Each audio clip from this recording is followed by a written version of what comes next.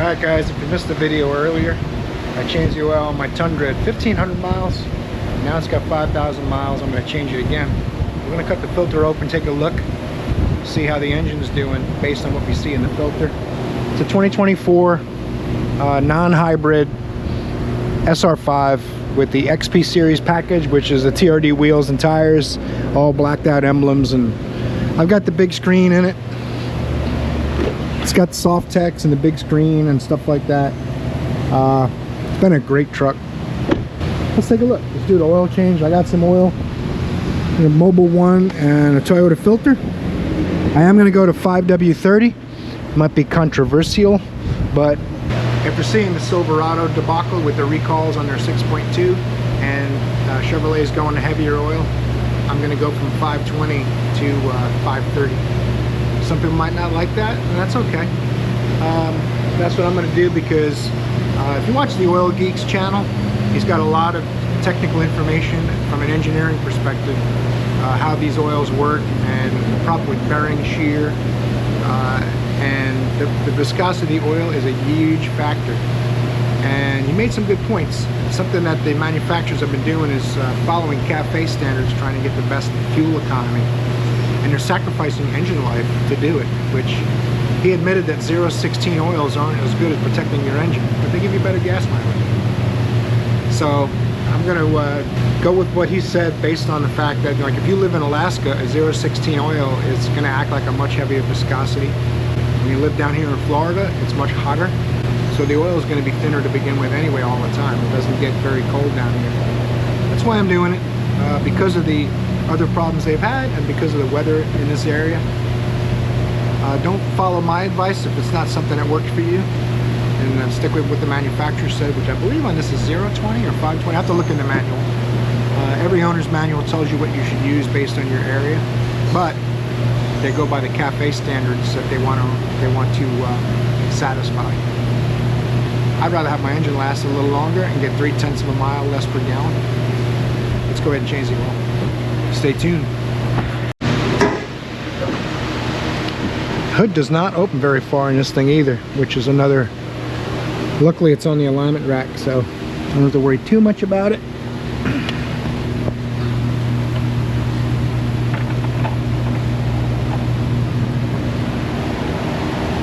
$0.20.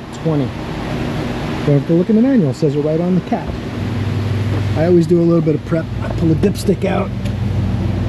Although opening this will vent the crankcase, it's still a habit I have. I know if the dipstick's up. I haven't put my oil in it yet. I'll push it in, check the oil after I fill it, make sure it's 7.7 quarts, I believe. I'm going to put my funnel in there with a rag over it to protect it while we'll work underneath the truck.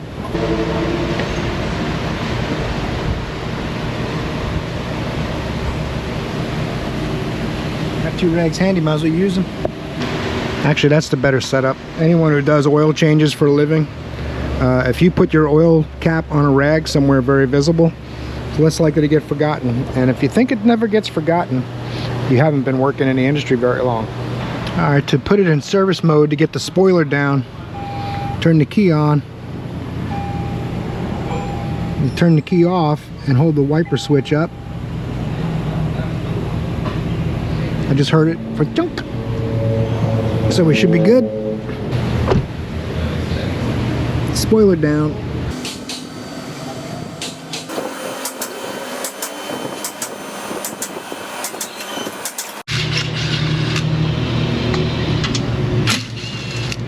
Now the last time I did this at 1,500 miles, I left the spoiler up and just pulled this down from the back.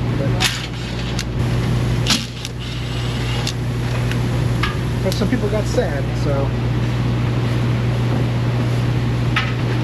I don't want anybody to be sad. Now you might notice the drain for the filter goes to the frame instead of pointing out and coming out this way a little bit. So I keep a piece of 5/8 hose on my tool cart for my own Tundra and for customers, and the 5/8 hose slips on there and you don't make a mess all over your frame. So let's get an oil drain over here. Might have to move the drain out of the way. Break it loose gently. Now I changed the oil last, so it's not cranked on there over tightened. did not leak a drop, you might notice.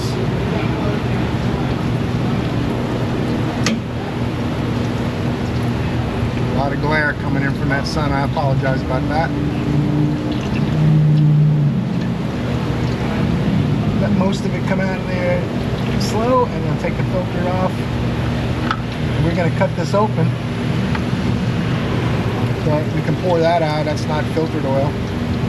Well, actually it is filtered oil. The oil goes in the filter and around the sides and comes back to the engine through the middle. We'll cut this open in a minute. You might notice too that was a Napa filter, not a Toyota filter. That's because I didn't have Toyota filters on hand at the time. But I've since gotten some to have in stock. I bought 6 of them. My son also has a Tundra, so we'll need some filters. A little bit of clean oil.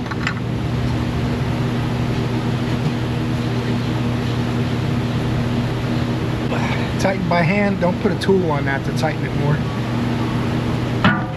Clean up the mess.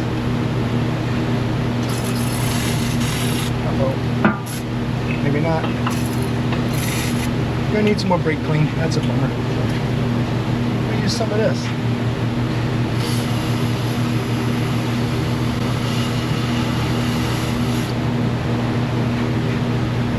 This is also a fairly gentle cleaning solvent. Take that tube off once it finishes dripping a little bit. Wipe it down so I don't see a drop on the ground and have to worry about it. 14mm on the drain plug.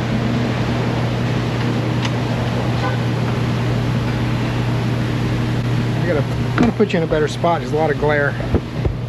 I'm trying to make this like a professional channel over here. I'm more mechanic than videographer, but I do know how to see what lighting and color looks like if I'm not so busy. And since I'm changing the oil on my truck today at work, we're not busy. You gotta be careful. There's some filters in there from previous jobs. If the oil trail gets to one of them filters, it comes back at you and you can take an early shower. This is 020 from the last oil change. And it's got 3,600 miles on it exactly. I use my A trip for gas. Whenever I get gas, I reset it to have a rough idea how many miles I went on that fill up. And then I use my B trip for my oil changes because the manufacturer's recommendation to me is too far away. I don't go further than about 5,000 miles. If I do tons of highway driving, I might go 6,000. That's it. Engines are too expensive. Oil's not too crazy expensive, so we used to do 3,000, but that's when we had carburetors and gas soaked oil and things like that. Engines are way more efficient now, so you can go a little longer. But you can see the oil's discolored slightly, even though it's still very clean. It does have carbon in the oil, so once that finishes dripping, new washer on the drain plug, we'll go upstairs and start putting oil in it. Then we're going to cut this filter open too.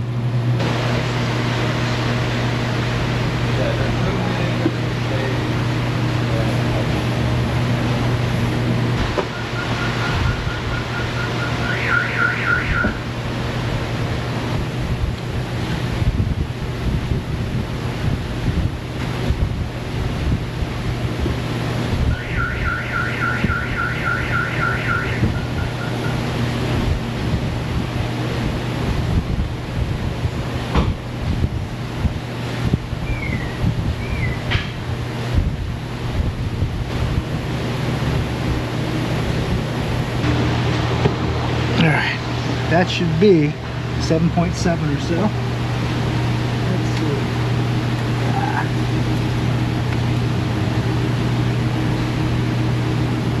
Right here. And the hash marks are right there. So we're good. After I run it, I'll check it. Make sure it's in the right exact spot. I think it's going to be in after I run it.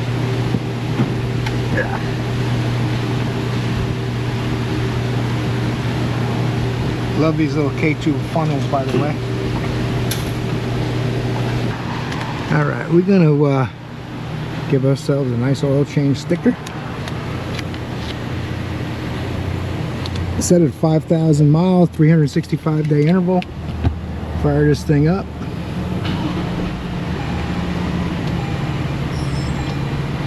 It'll pull the air dam back up now. Now if I want to go in and set my, I'll show you what once this gets auto trip. That's when I got gas 80 miles ago. That's the last oil change. So I'll just hold that down. That's good. Now I can go across. Let's shut the door. Got Megadeth playing. I apologize. Not for Megadeth, for having the music up loud. Let's see here. Settings. And I believe you have to have ignition on, engine off. I can get my oil level checked in a second here.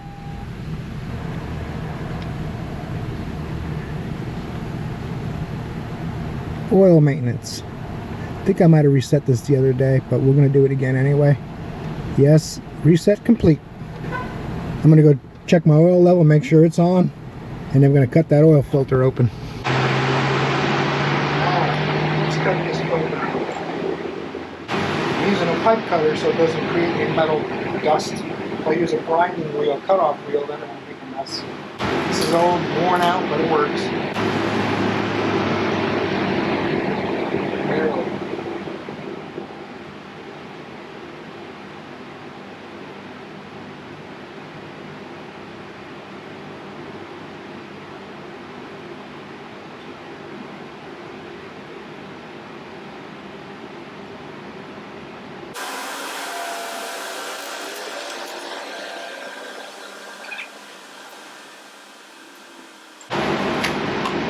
That's going to be it.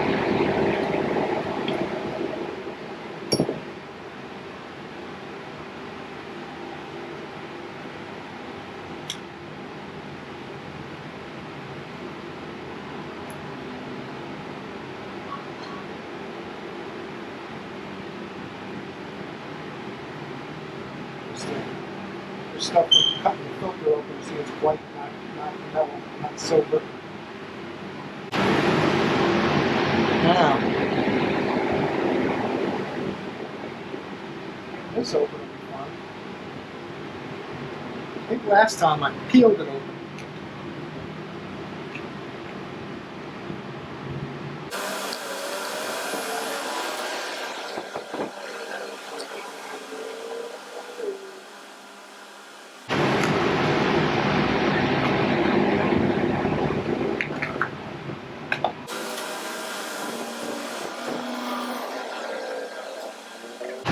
Hard to get apart.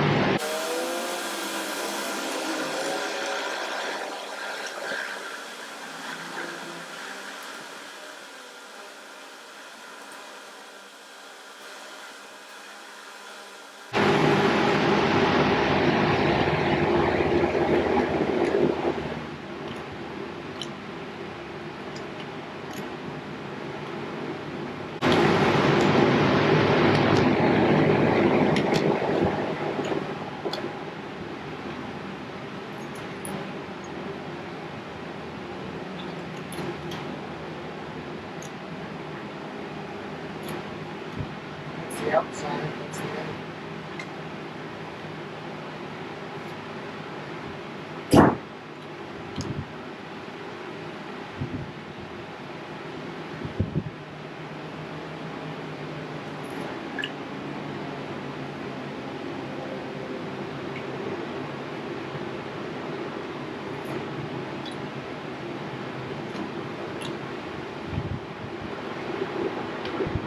Nothing to be alarmed about.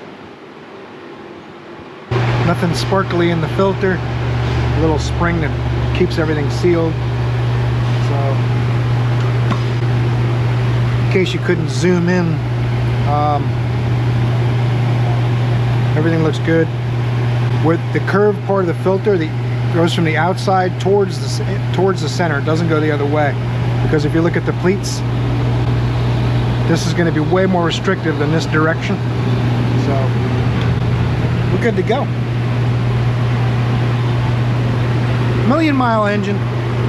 All kidding aside, guys, these modern engines are being pushed way to the limits and beyond, and there's a lot of failures from every manufacturer. It doesn't matter who it is. Obviously Chevrolet just had the recall for some of their engines. They're pushing the ring size, the ring tension, bearing clearances, the weight of the oil. There's so much stuff going on. They're trying to meet CAFE standards, and that's not going to happen. They're going to have to change the standards, because if manufacturers have to pay fines for not meeting the standards, you and me will pay for that. That's why prices are already getting expensive, because the technology is pushing so fast. And unfortunately, we get to be the guinea pigs for it all, based on what the government wants them to do. People get mad at the manufacturers, which, yeah, I'm not too happy about it. Some of the choices they make may not be that great, but they're being forced. So that's what you have to understand. But luckily for me, my Tundra, I don't have any problems, like most of them. When it was a big deal last year or so, it was 834 trucks out of, 400,000. So